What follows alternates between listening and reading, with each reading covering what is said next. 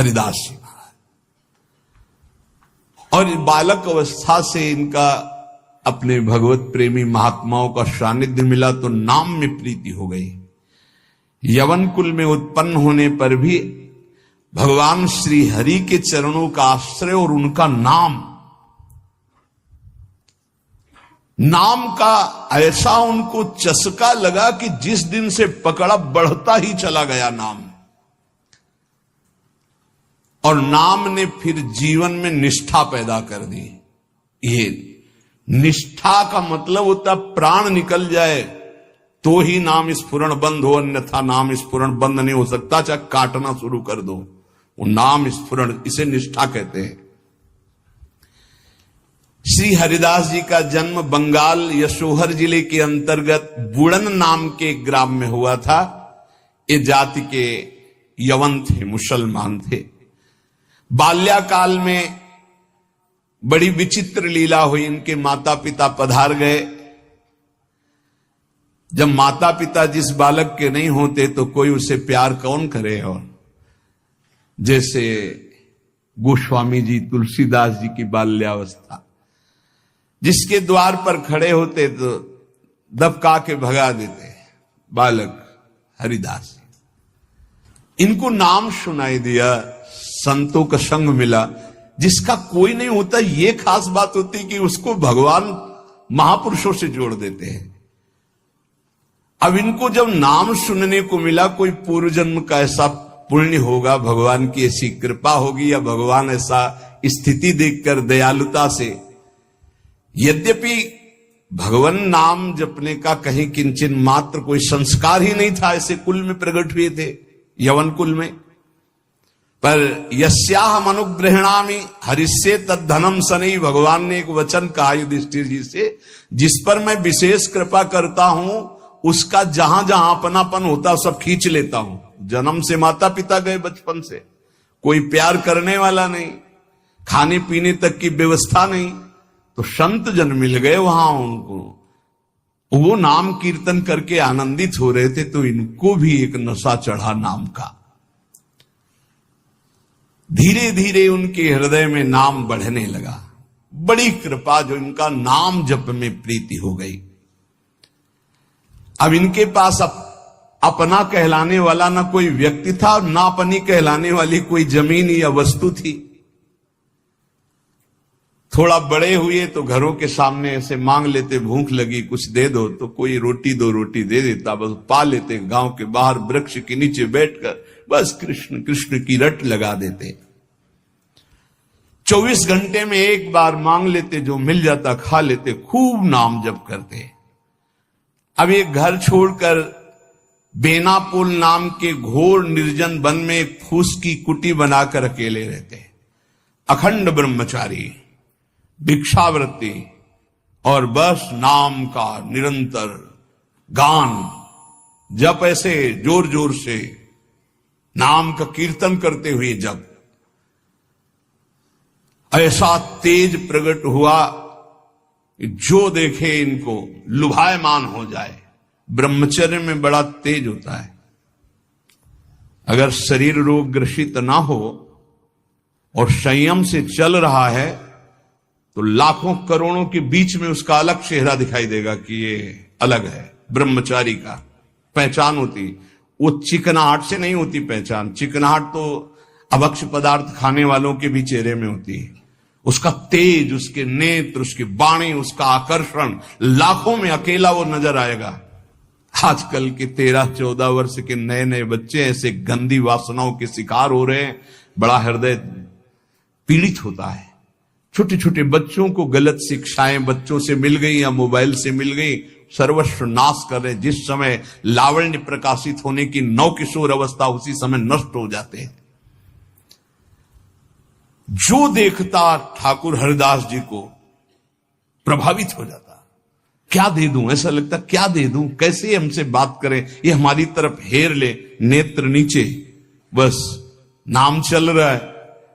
जब भिक्षा के लिए जाते तो प्रभावित होकर लोग, एक समय था कि दबका देते, एक समय था मांगने से एक आध रोटी, लोग हाथ जोड़े खड़े रहते, हमसे ले, हमारे पास बैठ के पालो।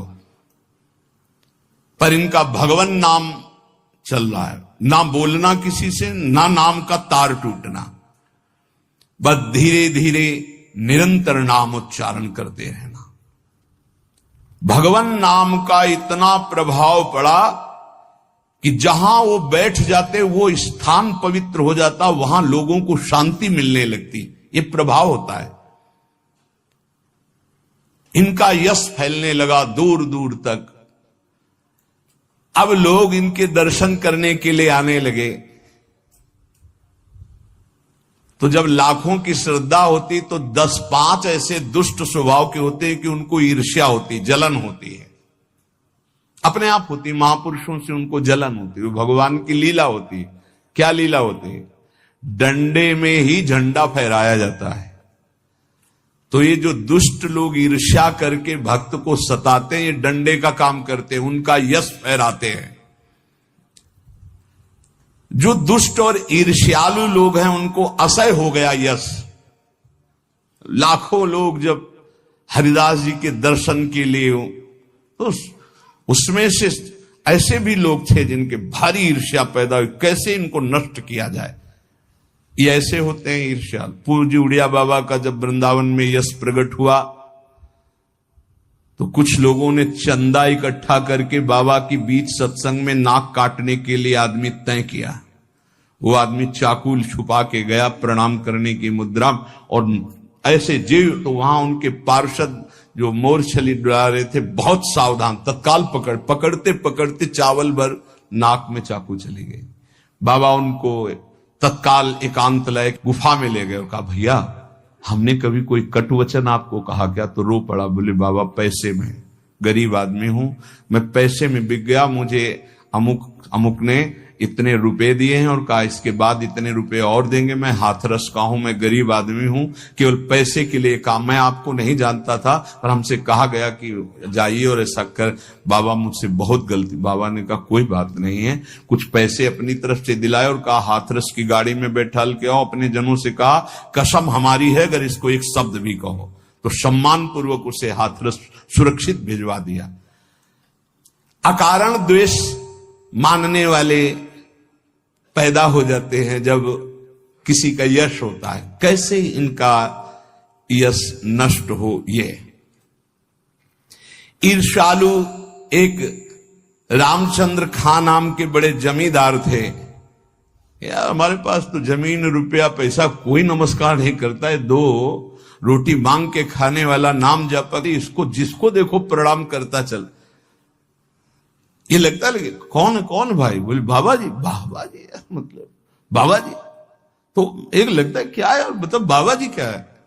उसको लगा मैं जमींदार हूं, रुपया है पैसा है, हमें तो कोई नमस्कार नहीं करता है, इसको जो देखो नमस्कार कर रहा है। कैसे इसका यश नष्ट करूं? तो पहला बाण होता है कामिनी। जब कभी किसी को नीचा दिखाना होता है, ऐसा होता है। जब कभी किसी का यश होता है तो विविध प्रकार की माया के पार्षद अपना प्रयास करते हैं। तो उसने विचार किया कि इसका कैसे नाश किया जा सकता है, कैसे नीचा दिखाऊं, इसके बड़े हुए यश को कैसे मिट्टी में मिलाऊं। जमींदार तो था ही, पैसे थे ही। उसने विचार किया कि इनके पतन करने के लिए, इनका पतन भी करूं उपहास भी करूं, दोनों बातें हो जाएंगी। उसने नवीन अवस्था की वैश्या 2 जो उसके परिचय में थी, उनमें से एक को देखा जो बहुत प्रवीण, बहुत सुंदर, बहुत चालबाज, चतुर। उसे कहा जितना रुपया चाहोगे उतना देंगे, बस इनकी कुटिया में जाओ, इनको पतित कर दो, फिर हम अल्लाह मचा देंगे और तुम हां बोल देना। वो पैसे में बिकने वाली उसको तो क्या, जिसके बड़े रक्षक भगवान है उसको कौन पतित कर सकता है, नीचा दिखा सकता है। एक बार गदाधर भट्ट जी का बहुत बड़ा यश फैला हुआ था। जब वो सत्संग करते तो हजारों लाखों लोग सत्संग का आनंद लेते। तो उसमें एक कल्याण सिंह नाम के जमींदार धनी मानी आते थे। अब सत्संग में संयम की चर्चा होती, तो जब से सत्संग सुना उन्होंने अपनी पत्नी से बात नहीं किया। गृहस्थ धर्म का जो संयोग है उन्होंने बात ही नहीं की। पत्नी ने देखा कि हमारे वर्षों होते जा रहे हैं और हमारे पति हमारे हाथ से गए, यद्यपि उनके सौम्य बर्ताव, बड़ा साधुता का बर्ताव, पर वो काम से पीड़ित होकर के हमारे जीवन में आग लगाने वाला एक गदाधर भट्ट जी हैं। अगर ये कथा न करते तो हमारे पति का स्वभाव न बदलता और हमारा जीवन गृहस्थ धर्म नष्ट न होता। तो देख लेंगे हम इनको। और वो जमींदार धन था। एक भिखारिन गली में जा रही थी मांगती हुई, बुलाया उसको, और गर्भवती थी। बोले तुम्हारे गर्भ का खर्चा, परिवार का खर्चा जब चाहोगी उतना धन देंगी, बस एक बात है। उसने विचार किया कि अगर गदाधर भट्ट पर अश्रद्धा हो जाएगी तो मेरे पति पुनः वापस हमें मिल जाएंगे, क्योंकि उन्हीं की बात पर वो आकर के ब्रह्मचर्य रह रहे हैं, संयम से रह रहे हैं। बोले तुम कथा के बीच में जाओ और कह दो जब ये नहीं था तब तो खूब आते थे और जब ये दे दिया तो आने बंद कर दिया, आप क्या व्यवस्था होगी इसकी, बस इतना तुझे बोलना है। वो जानती थी इतना बोलेगी कि लाखों की अश्रद्धा हो जाएगी। खूब सत्संग का रंग जमा हुआ था। इतने में वो आई और ऐसे सामने खड़ी हो गई। सब लोग आश्चर्यचकित। थोड़ा अच्छा कपड़ा पहना दिया था उसको। उसने कहा महाराज अब तो प्रवचन में लग गए, जब गर्भ नहीं था तब खूब आते थे और जब गर्भ रह गया तो अब आए नहीं, इसका पालन कौन करेगा। बोले आराम से बैठो, जिसने गर्भ दिया अवश्य पालन करेगा, हर व्यवस्था होगी। बिल्कुल, वो तो कोई आश्चर्य उनको नहीं हुआ।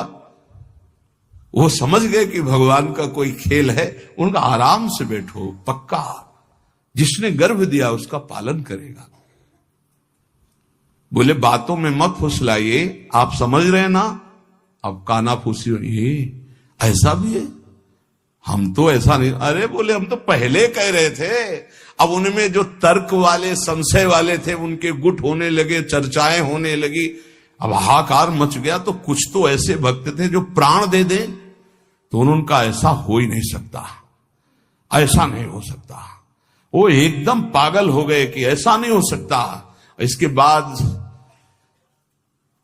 धीरे से सामने से गए, उसको इशारा किया बैग के लिए। वो उठी, पीछे आई, ते सत्य बोल, अगर सत्य नहीं बोली तो उसने कहा कि हमें क्षमा किया जाए। जब भय चारों तरफ से 50 आदमी श्रद्धालु कि मैं मर सकता हूं लेकिन मार नहीं सकता, ऐसा समझ गई कि मार डाली जाऊंगी। तो उसने कहा एक कोई कल्याण सिंह गए इनमें कथा सुनने वालों में, तो राजपूत थे तो तलवार और सब। वहां मेरा नाम। बोले तो आपकी पत्नी ने इतनी हमको स्वर्ण मुद्राएं दी है और इतनी बाद में देने, केवल ये बोलने कहा था, सो मैं बोल चल सभा में बोल। सभा में बुलवाया और भागे अपनी पत्नी के। गदाधर भट्ट जी ने कहा यही कथा सुना। अरे वो तो विकार से पीड़ित हो रही, तुम तो सत्संगी हो, धैर्य धारण को कुछ नहीं। क्या ये भगवान की अनुकूल प्रतिकूल माया की लीलाएं होती रहती। शांत, पुनः सत्संग शुरू। और कहा मैं वचन दो हमारे सामने कि तुम अपनी पत्नी को एक शब्द भी नहीं कहोगे। और देखो गृहस्थ में संयम का ब्रह्मचर्य रहा जाता है, उसमें अखंड ब्रह्मचर्य नहीं रहा जाता। पाणी ग्रहण किया है तो संयम पूर्वक, जितना आप प्यार पूर्वक संयम से ब्रह्मचर्य रहो, फिर गृहस्थ धर्म का समझाया उनको। तो ये बड़े बड़े महापुरुषों के जीवन में होता है। रामचंद्र खान ने एक वैश्या से कहा तुम जितना रुपया मांगोगे देंगे, इनको भ्रष्ट कर दो, फिर हल्ला मचा देंगे, फिर इनका सब यश धूल दूषित हो जाएगा। पर उनको ये नहीं पता था कि ये भगवान के दास हैं, इनकी सुरक्षा स्वयं भगवान करते हैं। करो सदा तिनके रखवारी, जिम बालक राखे महतारी। जैसे मां दिखाई नहीं दे रही, बालक खेल रहा है, लेकिन पक्का मानिए मां की दृष्टि वही है, अपने बच्चे पे है। कहीं कोई ऐसी बात ना हो जाए जो हमारे बच्चे को दुख हो जाए। वो कार्य करती हुई एक दृष्टि में देखती रहती है। मेरे प्रभु अपने जन को हर समय देखते रहते हैं। हर समय से जहां मेरा भक्त चरण रखे वहां रखूं मैं हाथ। बस लीला समझ पाना बहुत कठिन है भगवान की। संपूर्ण संसार एक तरफ विरोध करने लगे तो भी भक्त का बाल बांका नहीं हो सकता। जो होगा विधान भगवान की तरफ से होगा। पर नीच पुरुष अपनी नीचता से बाज नहीं आता। उसने 16 वर्षीय वैश्या को, जो बड़ी रूपवती थी, बड़ी प्रवीण थी, चालबाज थी, चतुर थी, उसको खूब श्रृंगारित करके भेजा, जाओ और उनको भ्रष्ट कर दो। जंगल में रहते थे। उसको भी गर्व था कि कोई ऐसा पुरुष पैदा नहीं हुआ जिसको मैं चाहूं और भ्रष्ट न कर सकूं। पर उसको क्या पता था कि परम पुरुष का दास ऐसा होता है। हरिनाम में डूबे हुए श्री ठाकुर हरिदास जी उसकी कुटिया में गए। ठाकुर हरिदास जी ने कृष्ण कृष्ण कृष्ण, शांत बैठे हो अपने कृष्ण कृष्ण, बार बार बोलना चाहती कुछ बात कर, हरे कृष्ण हरे कृष्ण।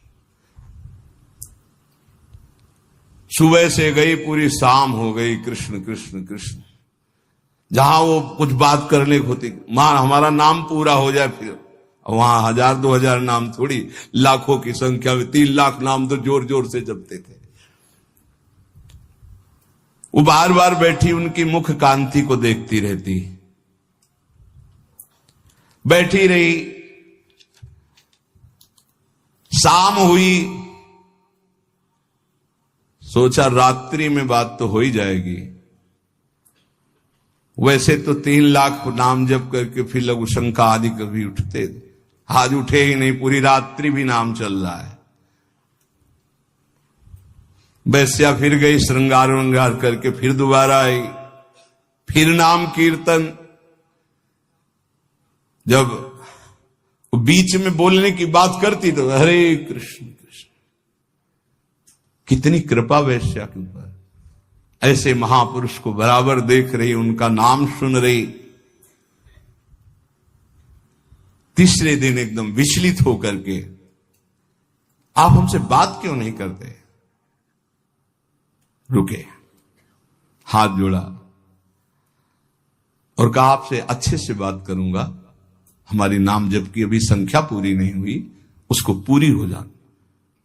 ऐसे अमृतमय वचन की हृदय एकदम हाय मच गया। ये क्या? वैसे मैं पापनी हूं, नीच हूं, गंदा आचरण करती हूं, ऐसे महापुरुष के लिए गंदी बात सोच रही। 3 लाख नाम की फिर तार चल पड़ा, हरे कृष्ण। उच्च स्वर से रोने लगी वो, शुरू हो गई हरे कृष्ण हरे कृष्ण। साथ में हरिदास जी ने देखा, हा अब क्या महापुरुषों का प्रभाव। हरिदास जी अब बोले, हा अब बात कर सकती हो। तो बात करने लायक नहीं रह गई थी। अश्रु प्रवाह चल रहा था और कृष्ण नाम चल रहा था।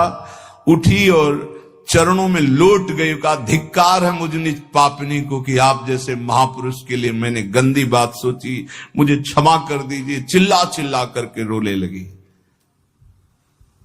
उन्होंने कहा, दुखी नहीं होना, मेरे प्रभु तुम पर बहुत कृपा किए हैं। वो आंखों से आंसू बहाती जा रही, गदगद कंठ से कह रही, पतित पावन आप मुझे स्वीकार कर लीजिए, मैं आपकी चरणों की दासी हूं। आप तो अहेतु की कृपा करने वाले परम दयालु हैं। आप पात्र और अपात्र का विचार न कीजिए, मुझ जैसी नीच को स्वीकार कर लीजिए। और चिल्ला चिल्ला के रोने लगी। हरिदास जी ने कहा, जो नाम सुन रहा है वो नीच कैसे हो सकता है? उन्होंने कहा, आप मुझे जानते नहीं, मैं वैश्या हूं, मैं लोक निंदित हूं, मैं बहुत ही गंदी हूं, मैं खोटी बुद्धि से आपको भ्रष्ट करने आई थी। हरिदास जी ने कहा, इस समय आपके हृदय में क्या है? बोले, भगवान बस आपकी दास्ता, आपके आदेश का इंतजार। मैं क्या करूं? मुझे आदेश कीजिए। मैं नीच कैसे पवित्र हो सकती हूं? मैं आपकी शरण में हूं, आप मेरा उद्धार कीजिए। हरिदास जी ने कहा, देवी अब तुम वैश्या नहीं रही, उठो। मेरे प्रभु बड़े पतित पावन हैं, उनका नाम उनसे भी महान है, क्योंकि प्रभु को अधीन कर लेता है। मेरे प्रभु के नाम में कोई भेदभाव नहीं, कोई भी जप सकता है, कोई भी अपना परम कल्याण कर सकता है। मेरे प्रभु के नाम में इतनी सामर्थ्य है कि कोई इतना पाप इकट्ठा ही नहीं कर सकता जितना नाम में पाप नाश की सामर्थ्य है। तुमने जो पाप कर्म से पैसा पैदा किया है, आज से उसका प्रयोग मत करना, उसे हटा दो, उसे दे दो, गरीबों को बांट दो। और आज से तुम जो 3 दिन से नाम सुन रहे हो, इसी नाम को रटो। देखो, ये नाम तुम्हें परम पावन कर देगा। वैश्या ने कहा, अब तो मैं जाऊंगी नहीं अपने घर, संपत्ति बांटने की तो बात, अब वहां जाऊंगी नहीं। तो उन्होंने कहा, फिर इसी कुटिया में रहकर तुम नाम जप करो, मैं चला। वो वैराग्य लेके उसी कुटिया में नाम जप करने लगी और उसका नाम हरिदासी हुआ। और हरिदास जी उसी समय उस कुटिया से निकले, सीधे शांतिपुर अद्वैताचार्य के समीप चले गए। अद्वैताचार्य जी बहुत बड़े महाभागवत, वो सदैव श्री कृष्ण चिंतन में संलग्न रहते, अद्भुत विद्वान, शास्त्रज्ञ, भगवत प्रेमी महापुरुष। अब वो फटे पुराने कपड़े पहन करके वैश्या वही नाम कीर्तन करें।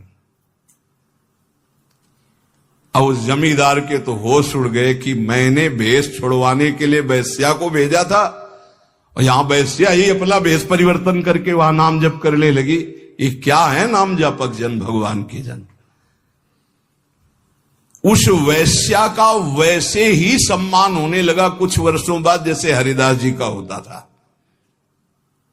लोग उस वैश्या के दर्शन करने आने लगे, हर समय वैसे ही नाम जप करते हुए उसी भूमि पर जिस कुटिया में वो रहते थे वह हरिदासी नाम से कही गई। क्या महिमा है भगवान नाम जापक संतों की। और इधर रामचंद्र खान ने अपने कुकृत्य का फल पाया कि बादशाह का कोई अपराध बन गया, साबित हो गया, नहीं अपराध होने पर भी, तो तत्काल आदेश हुआ, सारी संपत्ति और जमींदारी उसकी जब्त कर ली गई, उसको जेल में डाल दिया गया। ये साधु अवज्ञा तुरंत भवानी, कर कल्याण अखिल के हानि। कोई ऐसा मुकदमा, कोई ऐसी बात आ गई जिसमें उनका अपराध साबित हो गया और सारी संपत्ति जमींदारी जब्त कर ली गई, उनको जेल भेज दिया गया। खाने की भी व्यवस्था भंग कर दी गई, जेल में भारी कष्ट उनको दिया गया। पक्का जो भक्त का अपमान करता है, भक्त को नीचा दिखाना चाहता है, उसकी दुर्गति पक्की हो जाती। यहां तो ये ब्याज है, मूल तो और मिलेगा। अब आती है भय की बात, यह है प्रलोभन।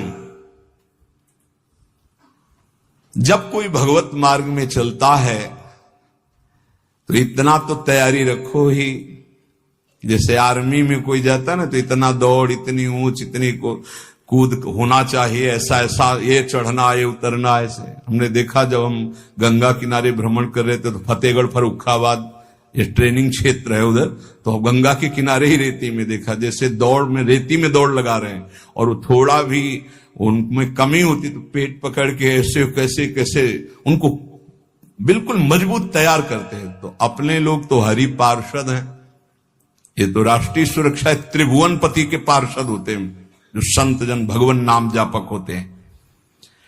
अब इनकी कसाई कितनी जोर की होती है, पर उनके हृदय में भय नहीं होता, बस ये बात समझ लीजिए।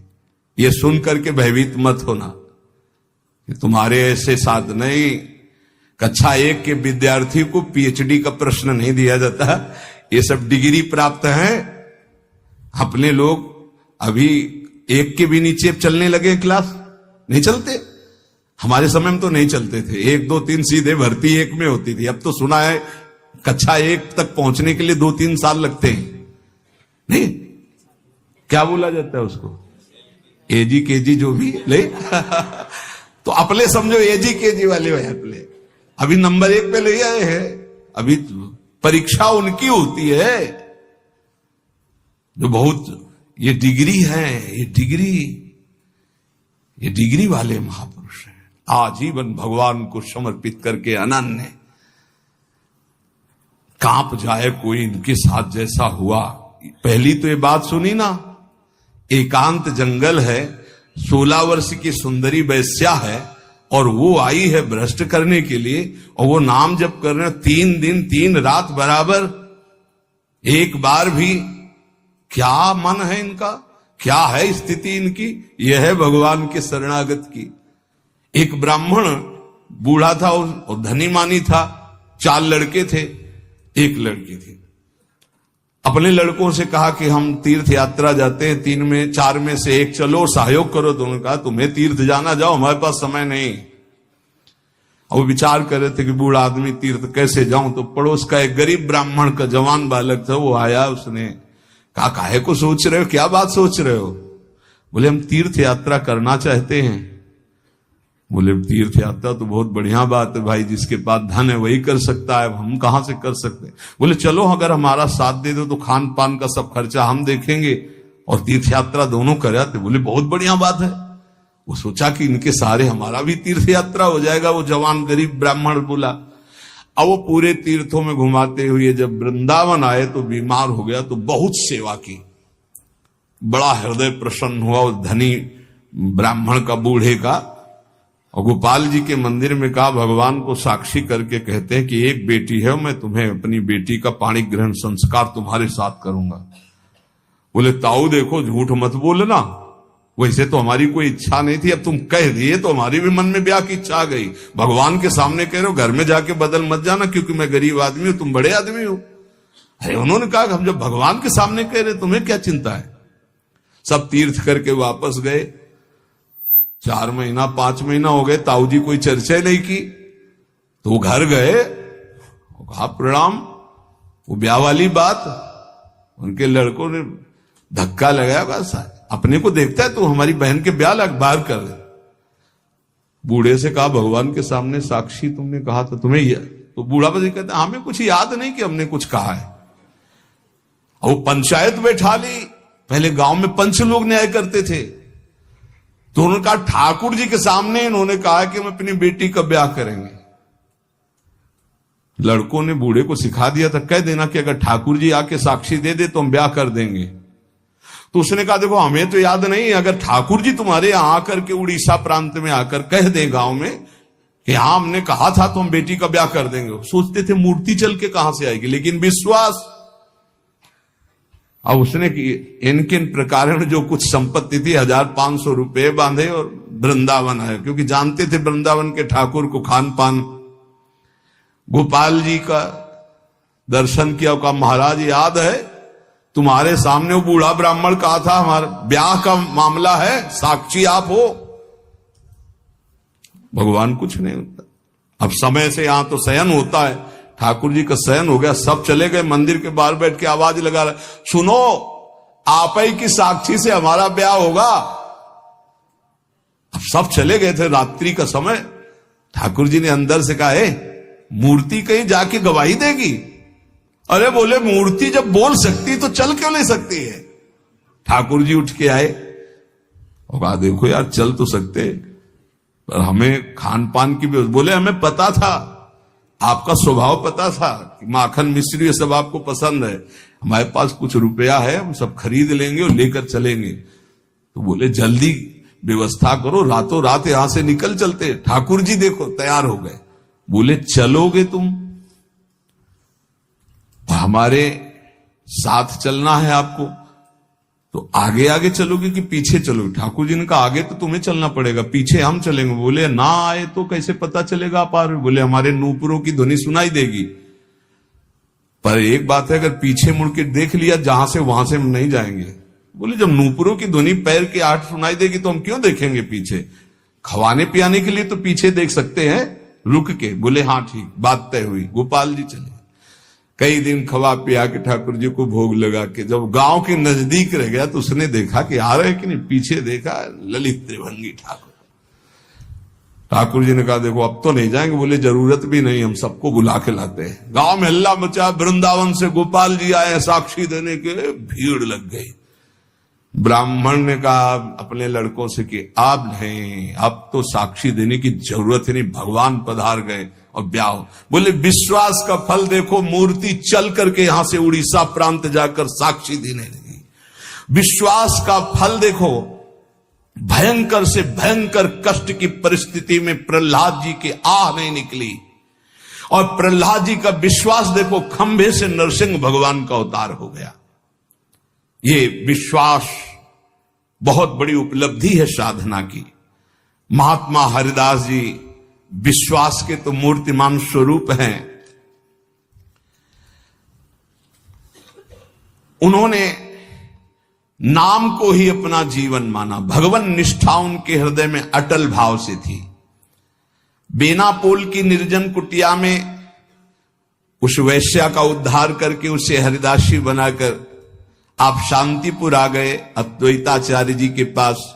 शांतिपुर के समीप ही फुलिया नामक ग्राम में एकांत में छोटी सी फूस की झोपड़ी बनाकर अहरनिश कृष्ण नाम जप रहे थे। उस समय बादशाह यवन ही था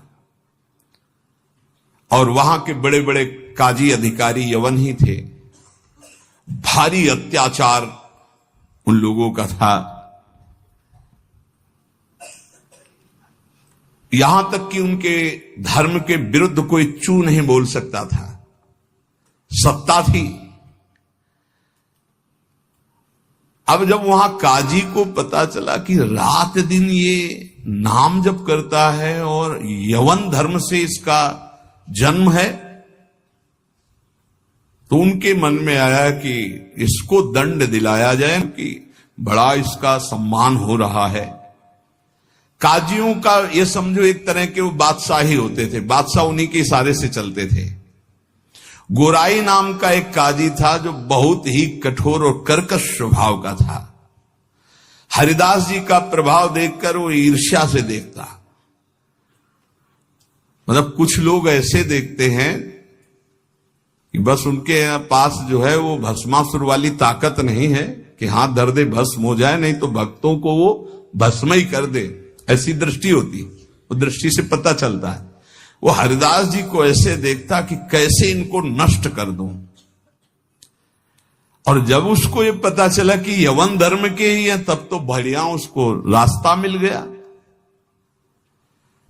हरिदास जी का प्रभाव दिनों दिन बढ़ता चला जा रहा था। उसने विचार किया कि यवन धर्म के होकर के हिंदू धर्म का नाम ले रहे हैं, ये तो कुफ्र है, काफिर है, ऐसा काजी ने विचार किया। इसे बादशाह के सामने पहले पेश करें, फिर इसको दंड निर्धारित करें।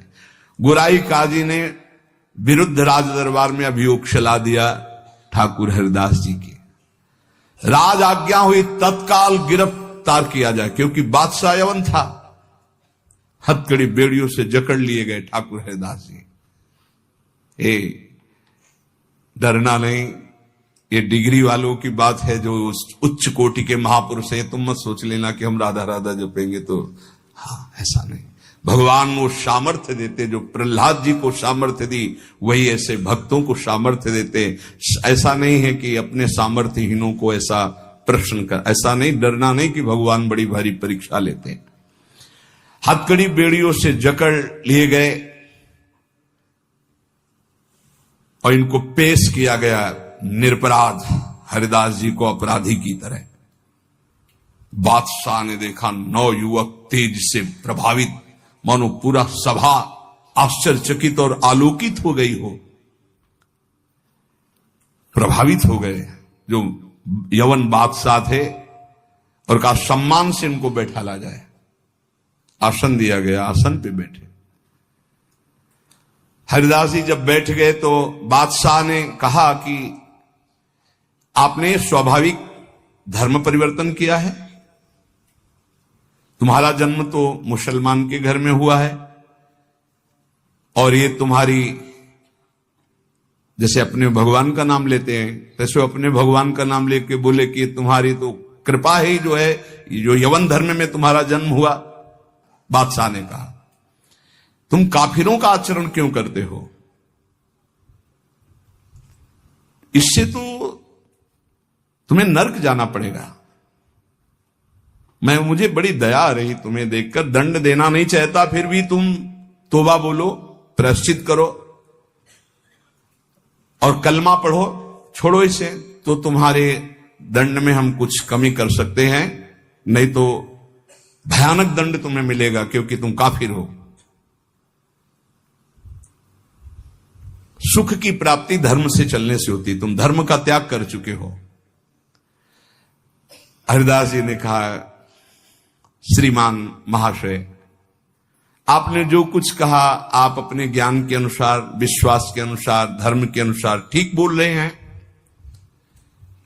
आपका विश्वास आपको फल देता है, ठीक कह रहे हैं। क्या कोई हिंदू आपके धर्म को स्वीकार करेगा? अगर स्वीकार करेगा तो उसे नरक मिलेगा? बोले नहीं, वो स्वीकार कर सकता है और उसकी भगवान की कृपा होगी। वो अपने भगवान का नाम लेते हुए बोले, हां, तो क्या कोई इस्लाम छोड़कर अगर हिंदू धर्म को स्वीकार करता है, क्या उसके ऊपर भगवान की कृपा नहीं होगी? क्या वो भगवान का भजन नहीं करता? फंसा लिया। काजी बीच में बोल पड़ा, देखो साहब, इसकी बातों में मत आना। अगर आप इसको छूट दी तो आगे आप समझ लीजिए कि आपके धर्म में चलने वाले कितने लोग ऐसा करने लगेंगे। हरिदास जी ने कहा, हमारी निष्ठा भगवान नाम में है। आप चाहे अभी इसी क्षण मेरे प्राण ले लो, मेरा नाम रुकने वाला नहीं। मैं कभी तौबा नहीं बोल सकता, क्योंकि मैं कोई अधर्म नहीं कर रहा हूं, किसी को कष्ट नहीं दे रहा हूं। ये निष्ठा देखकर पसीना पसीना हो गया मुलुकपति। तेज गर्व भरी भगवान निष्ठा की बात, इस पे नहीं दैन्यता होती। नहीं, प्राण ले लो अभी अपने हम धर्म पर। मुलुकपति ने कहा, तुम्हारी बातें हिंदुओं के लिए ठीक हो सकती, लेकिन हम यवनों के लिए नहीं। तुम हमारे धर्म में पैदा हो, इसलिए हमारी बात पर विश्वास करो। हरिदास जी ने कहा, महाशय आपका कहना ठीक है, किंतु विश्वास किसी बल से नहीं तोड़ा जा सकता। बादशाह से ऐसे बात वही कर सकता है जिसे भगवान का बल प्राप्त हो।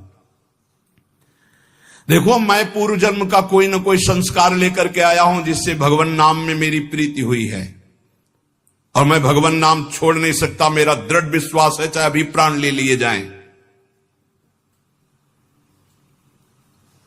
और अगर आप ऐसे ही दंड देने वाले हैं तो कितने लाखों हिंदुओं को मुस्लिम बना लिया, क्या उनको दंड दे रहे हैं आप? यदि ऐसा वो दंड के अपराध भागी नहीं बने कि हिंदू धर्म छोड़कर आपने उनको यवन धर्म में बना लिया, तो मैं यवन धर्म छोड़कर अगर नाम जप करता हूं तो मैं अपराधी कैसे हो सकता हूं? बादशाह चुप हो गया। गुराई काजी ने देखा यहां मामला तो उल्टा हो गया, तब जोरों के साथ कहा, हम ये सब कुछ नहीं सुनना चाहते। इस जो धर्म के प्रतिकूल चले उसको दंड देना चाहिए। तुम अधर्म कर रहे हो, तुम काफिर हो, तुम्हें दंड मिलना चाहिए। काजी के बोलते ही बादशाह चुप हो गए, ना इधर कुछ बोल पा रहे ना इधर। फिर कहा कि देखो, गोराई काजी जो कह रहे हैं तुम वो बात मान लो और कलमा पढ़ो और छोड़ो ये नाम जप करना। हरिदास जी ने कहा, श्रीमान महाशय, हम एक बार केवल बोलते हैं, दोबारा आपको जो कहना हो सो कह लीजिएगा, मैं बोलूंगा नहीं। मैं प्राण त्याग सकता हूं पर भगवान नाम नहीं छोड़ सकता। क्या निष्ठा है! आप दंड जो देना चाहे मैं स्वीकार करता हूं, लेकिन नाम नहीं छोड़ सकता। मेरी देह के आप इसी सभा में सैकड़ों टुकड़े कर दिए, हर टुकड़े से निकलेगा कृष्ण कृष्ण कृष्ण, छूटेगा नहीं नाम।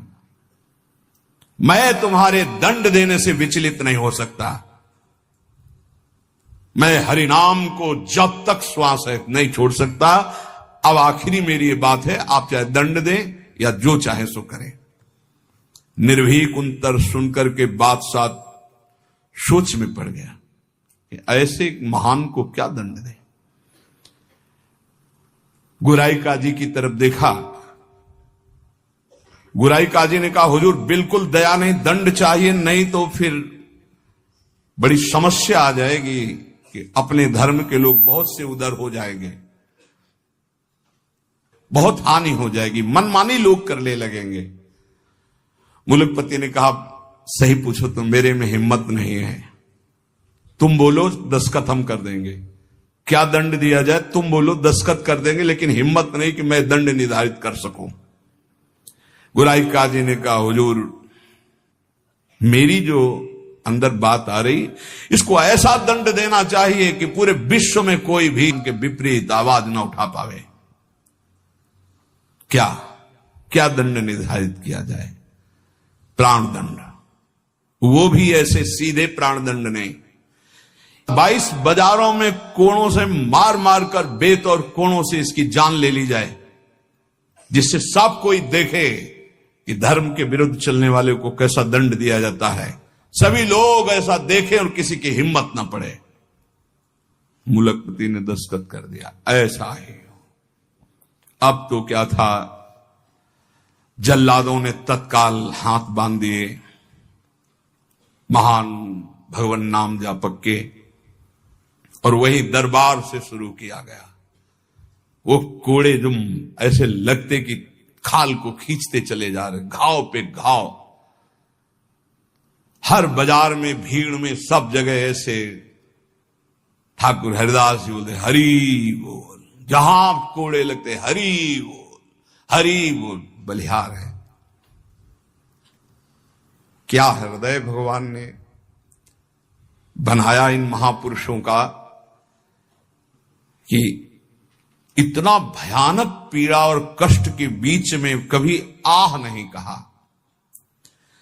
पीठ में से रक्त की धाराएं बह रही, रक्त बह रहा है। निर्दयी जल्लाद घावों पर कोड़ों का प्रहार कर रहे, और हरिदास जी के मुख से वही जोर की ध्वनि निकलती, जैसे कोड़ा पड़ता, हरि बोल, हरि बोल। धन्य है ये जगत इन्हीं महापुरुषों के नाम कीर्तन से, इन्हीं के यश कीर्तन से आज पावन है।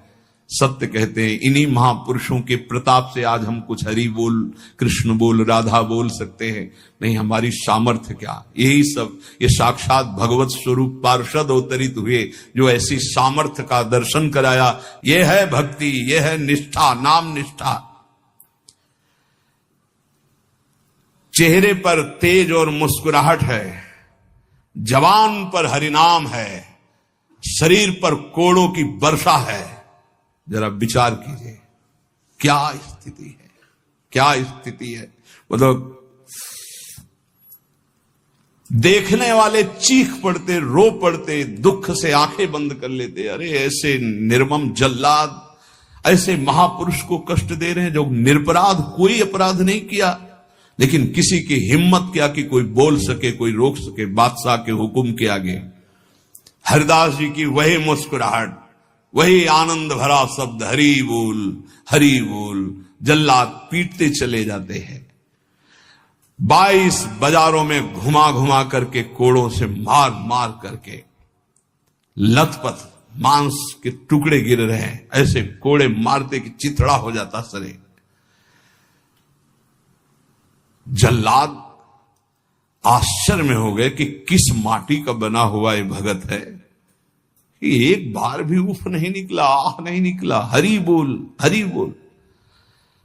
और जहां वो मारते कोड़े और कहते, अब भी कहता है हरि बोल, हरि बोल, तो मुस्कुरा के देखते बोले तेरा भी कल्याण हो गया। क्योंकि वो भी यवन जल्लाद थे, वो गुस्सा में बोलते, अब भी कहता है हरि बोल, हरि बोल, तो कहते तेरा भी कल्याण हो गया, क्योंकि तू भी 2 बार तो हरि हरि बोला, तेरा भी कल्याण हो गया। ऐसे कोड़े चल रहे थे कि 10-5 कोड़ों में ही मृत्यु हो जाए आदमी की। पीठ पर असंख्यों कोड़े, नाम बराबर उच्चारण हो रहा है, कोई मुखारविंद में वेदना नहीं, कोई दर्द की वेदना नहीं।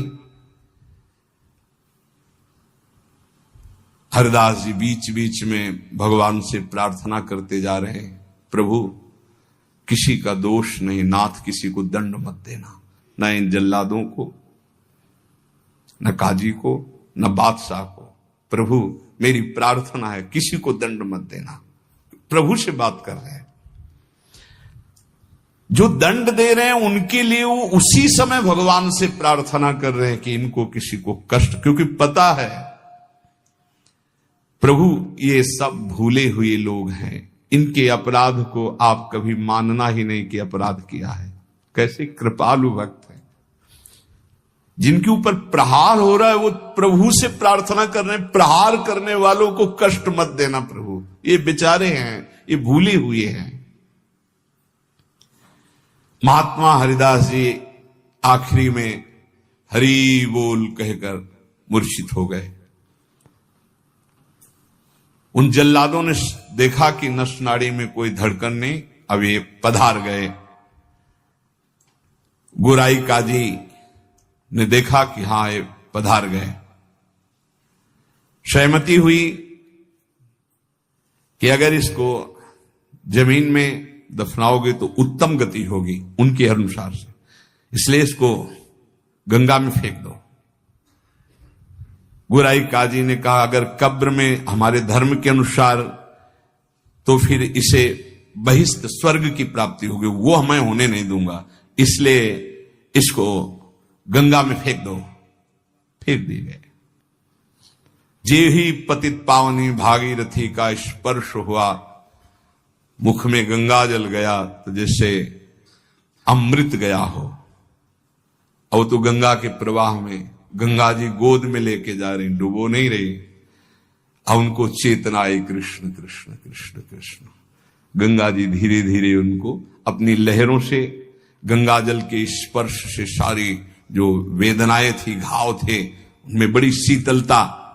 हरिदास जी को चेतना हुई और बहते हुए जब किनारे लगे तो लोगों ने उनको उठाया और फुलिया के समीप उनको गोद में लेकर के ले गए, जहां उनकी पहले कुटिया थी।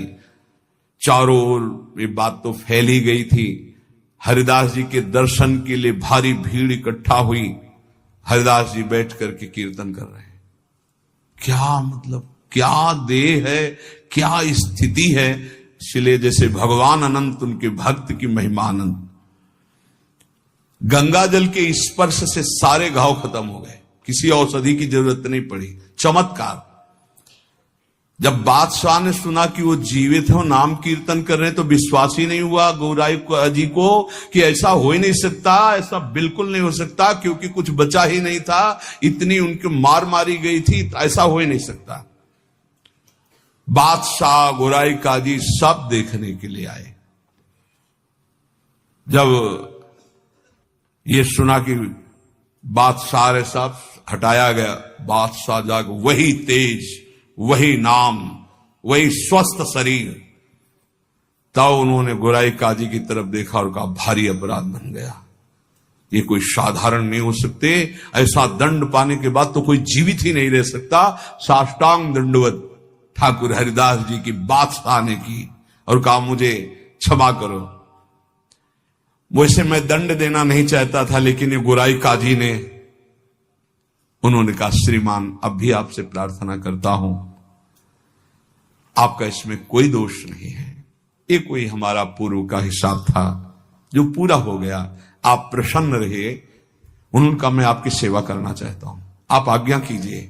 ठाकुर हरिदास से कहा बादशाह ने, उनका बस एक सेवा कर दीजिए, अब कभी आना मत और हमारे नाम कीर्तन में कभी विघ्न मत डालना।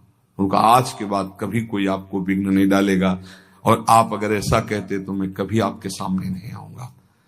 काजी को फटकारा और लेकर चले। हरिदास जी ने विनम्रता से कहा सुनते जाइए, आप कभी क्षोभ मत करना, इसमें कोई अपराध नहीं है।